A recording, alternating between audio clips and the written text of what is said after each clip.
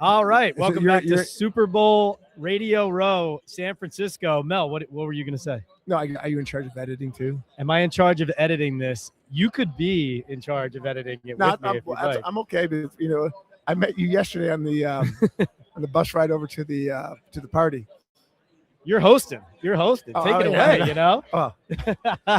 Go ahead, man. Sorry. We are here at Radio Row in San Francisco, and fortuitously, I end up sitting down on the bus to the media party last night with the one and only Mel Owens, who not only did he play 9 years, as you know. 11.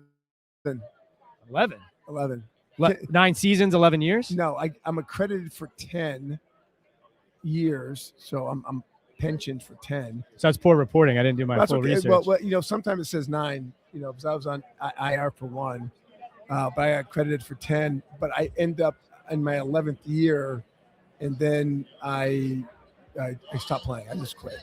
I had too much. Why did you stop playing? What was the decision there? I was just beat up. I played 10 years. At some point, I had to jump off. I had more ambition than just to play football. And so I talked to my attorney, and we decided that that was it, and we're going to move on. Was that rare when you retired because nowadays feels like there's even a big business around trying to make players aware of life after the game. But when you decided that, and when you recognized there's more I want to do, was it rare to kind of have that foresight and that idea at that point? Well, one of my friend Steve Foster went to Princeton. His teammate, I think it was teammate later on, played with the Colts. Now he's with player engagement, and it's the transition from playing to real life. Yeah. And his name is Keith Elias, and and I'm a former player, and we were talking about the transition. Now, when I transitioned, we weren't making millions. I didn't make $1 million in my entire career. I played 10 years. We were on strike twice. That was a first-round draft pick. And my signing bonus was $170,000. My first salary was $80,000. My last salary was $250,000.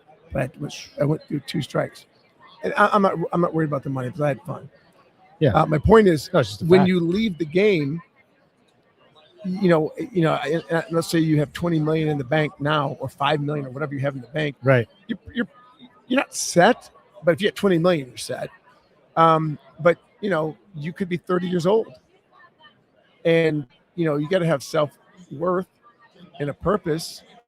You can lay around and play video games all day and just be nobody, but you got to do something. I forget what the original question was, but the feeling is afterwards. Oh, he asked me about me retiring, right? Yeah. I just said, I had enough, right? I had enough, and I went to Michigan. I got a degree. Yeah, sorry about that. Yeah. I turned Notre Dame down. I didn't want to go there, man. I just didn't. Did you visit? Yeah. Are you making that up that you turned them down just to get under my skin, or did you actually turn them down? I was a first-round draft pick. Well, that's good. I know you were. That's good. I'm aware. Okay, so I had my choice to go to school, but I'm from Detroit, though. So at some point, I said, I got to get out of here because I'm not getting any better intellectually.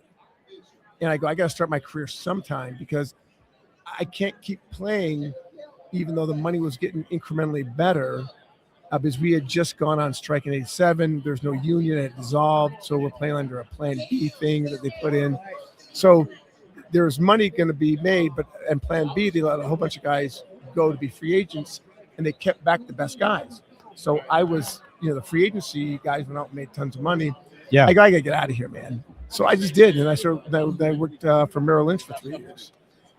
How much you mentioned right off the top too about how beat up you were. Was there an awareness too of what was happening to your body physically? Like as far as if I had 5 more years of this, I don't know what my future will look like health-wise? I didn't have any surgeries. So I'm thinking to myself, I go, if I keep playing, I'm apt to have a surgery at some point. And I didn't want to have surgery at anything. I probably should have had it on my shoulder or my back or something. But I just didn't want to have that. And I wanted to get out and start doing things in the normal way. And I love football. Don't get me wrong, but I had played for 26 straight years since Pop Warner till I was like 33 years old. And I just said, you know what, I'm done. I'm done.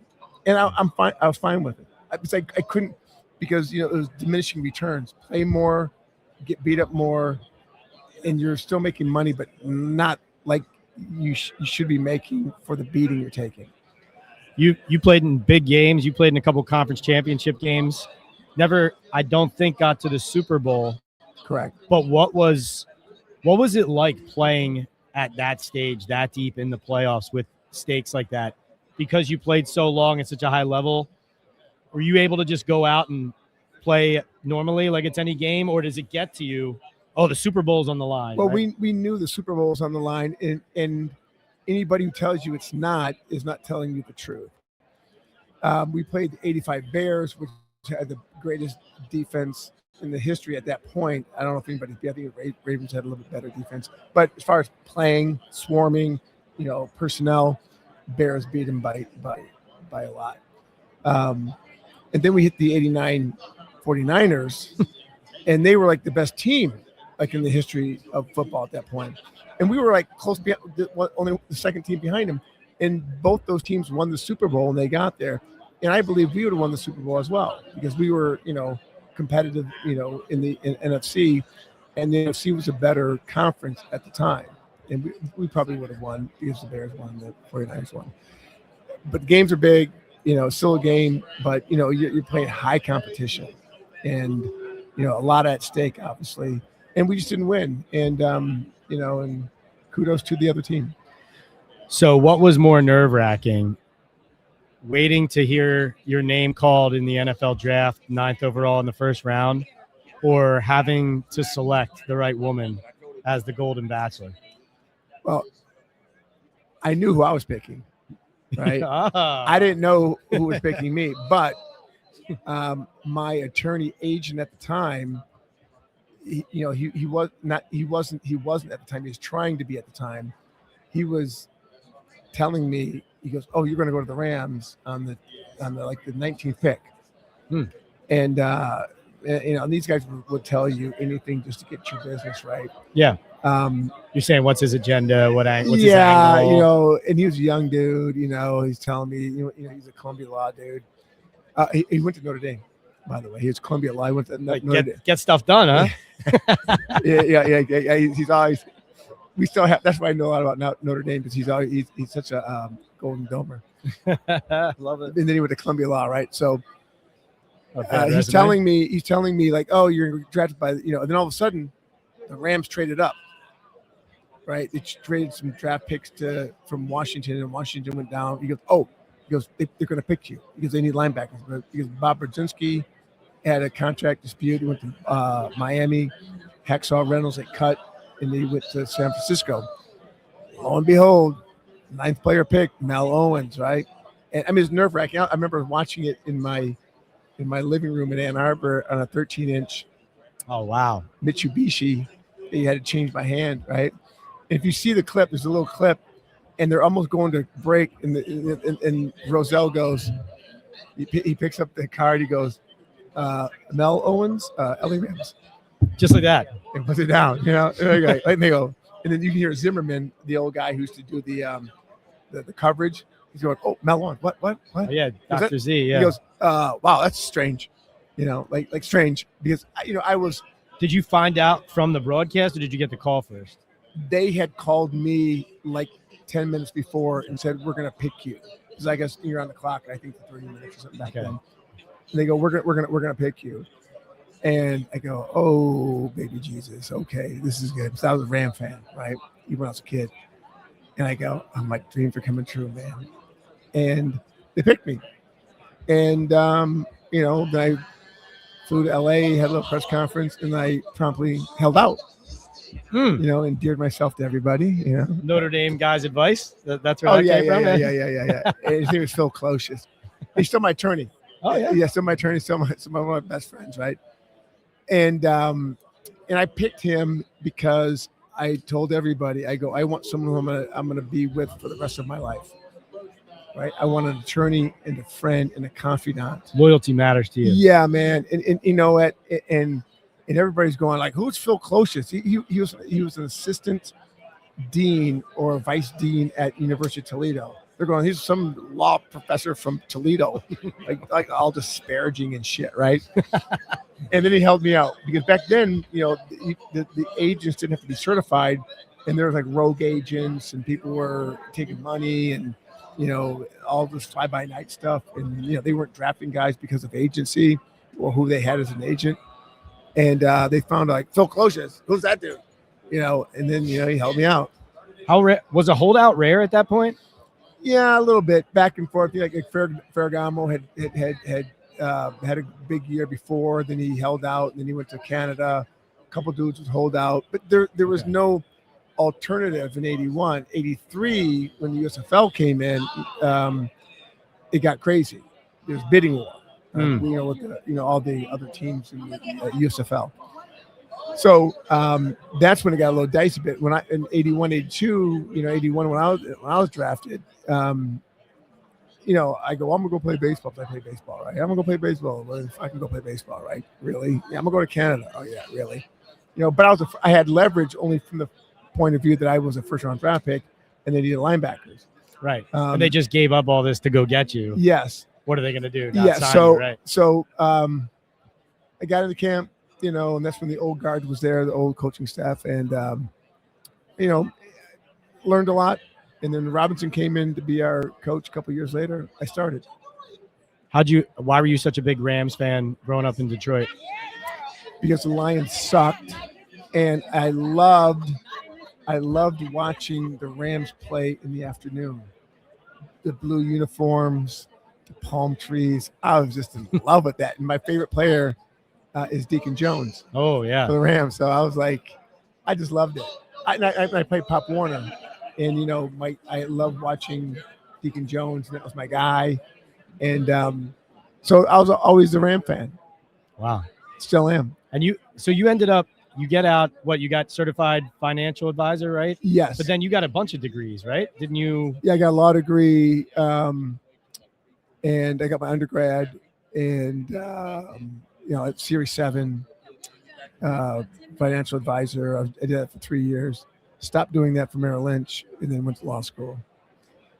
So did that resume just get you into the Golden Bachelor, or was it the looks, or what? What was it that? That's a combo. What was that vetting process like to get the role? Well, I didn't sign up. Didn't sign up. I didn't sign up. Somebody recommended you? Yes. So I'm sort of oblivious to the Bachelor, right? I mean, I watched earlier on, when it first came out, the first 5 years. I had, kids, got married, and I wasn't focused on it. Then I saw the Golden Bachelor when they all got out of the limo the very first time, but wasn't really interested in it. And then, ironically enough, for some other reason, I was watching the regular Bachelor Grant's season, which is just last time, right? Okay. I'm watching with my younger son, and he was like 18, and then the advertisement card came on, like Golden Bachelor, sign up. We're just watching it. We're just watching it. My son goes, Dad, you should sign up for the Golden Bachelor. He goes, well, not the Golden Bachelor, the real Bachelor. He goes, because you're too old. He goes, you're too young to be on the Golden Bachelor. I'm young at heart and spirit. Yeah. And so I didn't think anything of it. Then fast forward like 2 months, a friend of mine who announces for our high school football team, he went to Harvard, and he played baseball and football there, and was John Elway's receiver in high school. Okay. So he's announcing our game now, and he's an older guy in the 60s. His daughter was on a reality real estate show. And they remember, they go, hey, isn't your dad around 60 years old? Does he know anybody? Oh. I don't know this. He tells me, call this number for someone wants to talk to you about a game show. I'm like, I'm not calling these people. So he sees me. Like, he kept it general, like it didn't. Yeah, I was like, whatever, right? So like 2 days later, he goes, hey, did you call the people? I go, nah, I didn't call. He goes, well, call him. And I go, what's it about? He goes, it's about a show. He goes, they're interested in you. I go, okay, whatever. Still didn't call. saw me again. I remember I'm at the baseball game watching my kids play baseball in high school. He's there like the third time. He goes, "Hey, did you call?" I go, "No, man." He goes, "Can you call for my daughter?" So I called.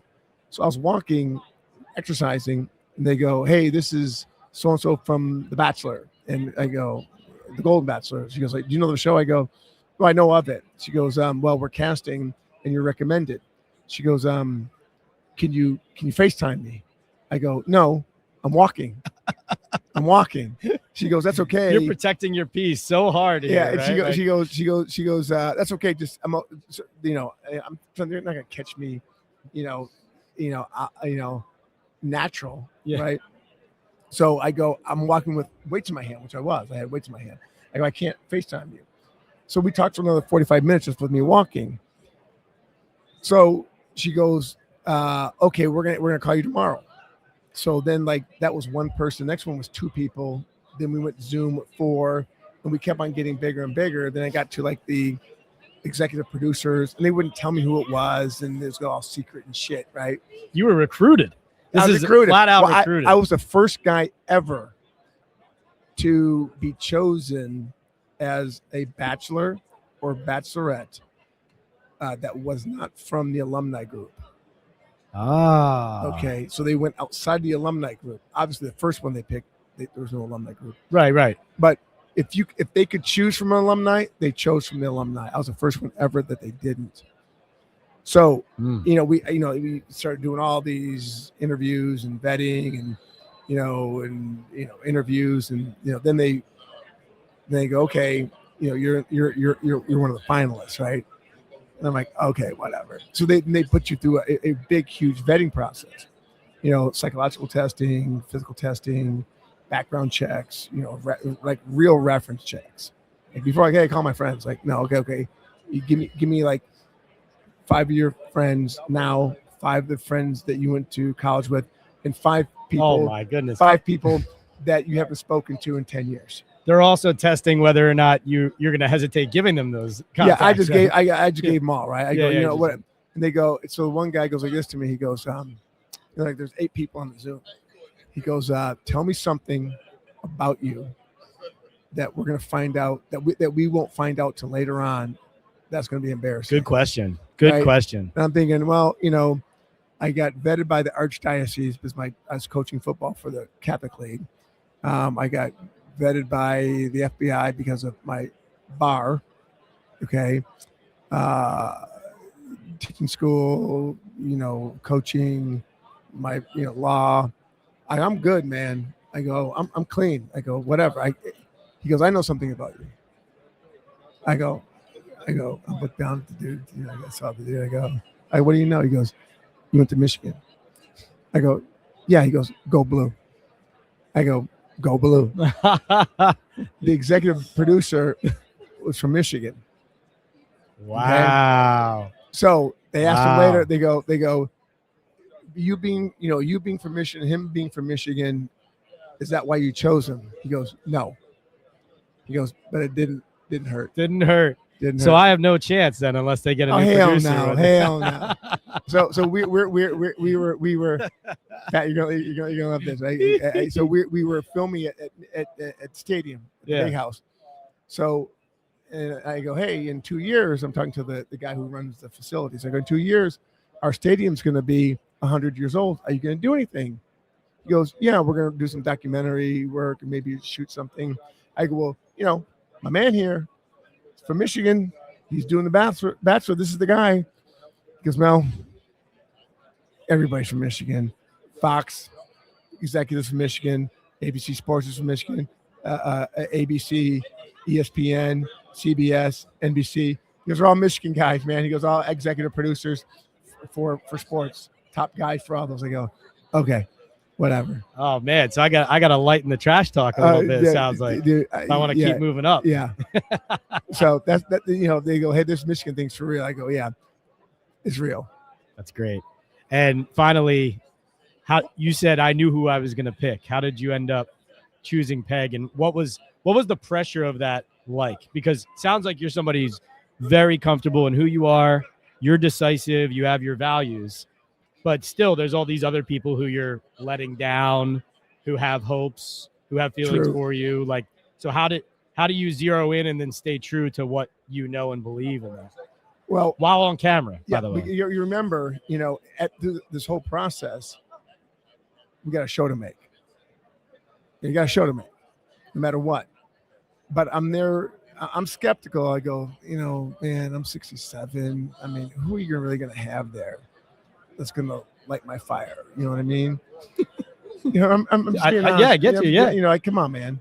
Right, like what is this going to turn into? Am I going to Yeah. have to manufacture something for television? Yes. You don't know. Yeah, I don't know. And I wasn't out there in the dating scene, so I wasn't like some suave dude that had it all together, right? I was sort of like new to the game, but still I was skeptical. So when I saw Peg come out, she was in a bomb suit. Okay. So I didn't see who she was. But then they changed into a dress.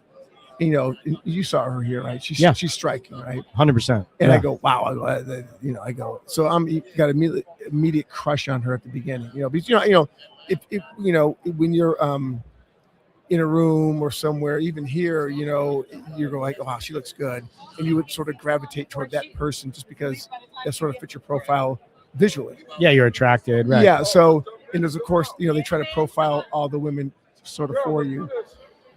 But she had the attitude, the energy, the aura. And I go, okay, basically, I think that's going to be the girl.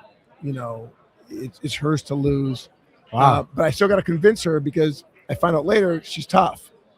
She's no pushover. She's a badass, right? She's firefighter, police officer, bomb squad, FBI. Wow. She's got a lot of stuff going on, right? It's credentialed, the yin yang. Jeez. So 2 strong resumes. Yeah. So, I'm tiptoeing around her, but I go, fuck it. I'm just going to be myself. Yeah. And just, if she likes, she likes. She doesn't, she does, And we're very much alike in a lot of different ways, but just being ourselves. And, physically she fit my profile. She's like, she's fucking riding a unicycle. I'm like, who brings a unicycle on the set of a dating show? This girl's fucking nuts. And she's doing cannonballs. Talk about guts. Yeah. Right. She's doing cannonballs with a bikini on, and I'm like, that's my girl right there. This is my person. Yeah, I go, I just got to hang on, man. And I hope she feels the same way about me. And eventually, I hung on and she had feelings for me. So it worked. Mel, I'm so glad we just happened to sit down next to each other yesterday. Yeah, it's cool. Been an awesome conversation last night about football, today about football, about life, and go Irish. And thanks for being on the show. Hey, my friend sent me the softest schedule he's ever seen. He goes, "There's one game on there, right?" I go, "But Syracuse is okay, right?" I go, "What about Navy? What about Boston College?" No, bro. One team, Miami. It's set up for you guys. You can't even get in, and you're gonna get toasted. I can't. You really think Alabama deserved to get in over Notre Dame? Three-loss Alabama team. Dude, you're dealing with SEC. Yeah. Yeah, I mean, you're fighting. You're swimming up. Well. It's the Notre Dame was the first team out, right? And they love, Alabama's mythical from the last 2 decades. Right. It's like, nice flash in the pan there. Time. Yeah, I know, but should they have been in? Probably not. But you know what? Take Tulane out. Yeah, right. Take Tulane was the other. James Madison. JMU. Yeah. Take. Come on. You're wasting our time here. It's almost like the participation trophy stuff at the youth levels bleeding into college football now. Stop that. Yeah. Put Notre Dame in. Put a team in that. Right. That's the thing that didn't make sense. They were all the books had them as a top 5 chance to win if they were in. Yeah. And then they're not a top team in the bracket. Right. And don't put Tulane in bracket at all. Because they have no shot. Right. They're not going to be. There's no fucking Cinderellas in football. Okay? There's no George Masons or whatever the team is that went to the Final Four. Ain't going to happen. Does it bother you that Harbaugh cheated to get that national championship? No, because he didn't cheat. Okay? Harbaugh ain't cheating. Look, if you're at Notre Dame or at Ohio State, you only have like 3 signals. Yeah. You know, like, as a kindergartner, dude, come on, just change them up a little bit. And you still got to stop the play. That's right. You know, and let me tell you why. Let me tell you why that's all bullshit. Is because if someone's yelling pass, pass, pass, it's run. I can't believe you now. Because it's like, stop telling me what you think it's going to be, because you got to be right 100% of the time for me to believe you. Because not after that, you're fucking guessing. Right. And I don't want to guess when I'm on the field. Like, what do I stay film for? What do I have all the tendencies? I'm looking. It's 3rd and 9. You're gonna throw the ball. Yeah. Okay. If you don't, then you got a trick play or whatever. I'm okay with that. I can react to it. But don't say, hey, they're gonna. It's almost impossible to get all that in. And then the cheating about recruiting and just put it all away. Yeah. Just it's like you used to be able to you go to jail for 10 years for smoking weed. Now it's legal in like 38 states. Okay, it's like you used to be suspended for 2. Like we'll just legislate Michigan's national title back into being legal. That's what you're saying. But so there's a woman staying with us, right? Rebecca Francione, right? Her husband was the head coach, I think, at Auburn or A&M or Alabama, right? Okay. She was telling me the story about how the guys were suspended because in the book they go, oh, he slept on her couch, and they paid for like groceries, and the guy was suspended. It was Cam Newton. Oh yeah. Okay. And I'm like, no, this is fucking legal. Yep. It's like, guys, get over it. I'm telling you, on the goal line with it's 3rd and 2. Most likely they're gonna fucking run. Okay. Right. But they could pass. Okay. They could pass. Play the odds. I'm thinking run, right? And all of a sudden, I'm hitting the tight end and he's releasing. I got to grab him. It's like, or like, it's just football. It's not that big of a deal. You know what I mean? Now they're paying him, and now it's legal. It's so funny. I'm becoming friends with one of my best friends who played for the Giants, who I stay in touch with, Benny Fowler, played receiver at Michigan State, who as a student at Notre Dame, I hated. Yeah, I connected. That's good. Good friends. Michigan. I'm like, oh my goodness, what am I doing? Cats and dogs. Yeah, state. You got to stay away from. That's a disease. That's right. Mel Owens, get infected. Rams linebacker, the Golden Bachelor, the one and only. Thank you so much for being on Talking Ball, man. Yeah, anytime. Okay, stay in touch.